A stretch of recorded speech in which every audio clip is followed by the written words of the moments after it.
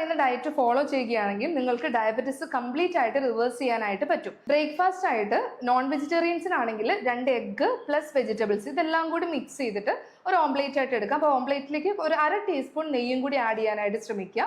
വെജിറ്റേറിയൻസിനാണെങ്കിൽ പനീർ അല്ലെങ്കിൽ മഷ്റൂം അതിൻ്റെ കൂടെ വെജിറ്റബിൾസ് എല്ലാം കൂടെ മിക്സ് ചെയ്തിട്ട് രാവിലെ നമുക്കൊരു സാലഡ് പോലെ എടുക്കാം. അപ്പം അതിനൊരു ഡ്രിങ്ക് ആയിട്ട് തലേദിവസം ചിയാ സീഡോ ഫ്ലാക്സ് സീഡോ 1 ടീസ്പൂൺ 1 ഗ്ലാസ് വെള്ളത്തിൽ ഇട്ട് വെച്ചിട്ട് ബ്രേക്ക്ഫാസ്റ്റിന്റെ കൂടെ ഒരു ഡ്രിങ്ക് ആയിട്ട് നമുക്ക് എടുക്കാം. 11 മണി സമയമാകുമ്പോൾ നമുക്ക് അഥവാ വിശപ്പ് തോന്നിയാൽ കഴിക്കാനായിട്ട് നല്ലൊരു ഓപ്ഷനാണ് പേരയ്ക്ക എന്നുള്ളത്. പേരയ്ക്കയിൽ ഷുഗറും കുറവാണ്, അതുപോലെ തന്നെ അതിൽ വൈറ്റമിൻ സി റിച്ച് ആയതുകൊണ്ട് ഷുഗർ കാരണം വരുന്ന ഇൻഫ്ലമേഷൻസ് നീർക്കെട്ടുകൾ കാര്യങ്ങൾ കുറയ്ക്കാനായിട്ടും അത് ഹെൽപ്പ് ചെയ്യും. ഇപ്പൊ പേരയ്ക്ക മാത്രമല്ല, നമുക്ക് ഷുഗർ കുറഞ്ഞ ഫ്രൂട്ട്സ് ആയിട്ടുള്ള ആപ്പിള്, പപ്പായ, പോമഗ്രാനറ്റ് ഇങ്ങനെയുള്ള പല പല ഫ്രൂട്ട്സ് 11 o'clock ടൈമിൽ കഴിക്കാനായിട്ട് കയ്യിൽ കരുതാം.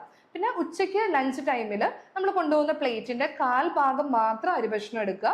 കൂടെ ഏതെങ്കിലും ഒരു പ്രോട്ടീൻസ്, ഇപ്പൊ വെജിറ്റേറിയൻസിനാണെങ്കിൽ പയറുവർഗ്ഗങ്ങൾ എടുക്കാം, നോൺ വെജിറ്റേറിയൻസിനാണെങ്കിൽ ചിക്കനോ മീനോ അതൊരു ചെറിയ പോർഷനും, കൂടുതൽ വെജിറ്റബിൾസ് തോരനായിട്ടോ അവിയലായിട്ടോ വെജിറ്റബിൾസ് നല്ല പോർഷനും കഴിക്കുക. അതിൻ്റെ കൂടെ കുറച്ച് പ്രോട്ടീനും കുറച്ച് റൈസും ആയിട്ട് ഉച്ചയ്ക്ക് കഴിക്കാം. 4 മണിക്ക് കോഫി അല്ലെങ്കിൽ ചായയുടെ കൂടെ ഒരു ഹാൻഡ് ഫുൾ ഓഫ് നട്ട്സ് എന്ന് പറഞ്ഞ ഒരു 3 ബദാം, 3 കാഷ്യൂ അങ്ങനെ ചെറിയ രീതിയിൽ നട്ട്സ് നമുക്ക് കഴിക്കാം. ഡിന്നർ 7 മണി അല്ലെങ്കിൽ 8 മണിക്ക് മുമ്പായിട്ട് കഴിച്ച് തീർക്കാനായിട്ട് മാക്സിമം ട്രൈ ചെയ്യുക.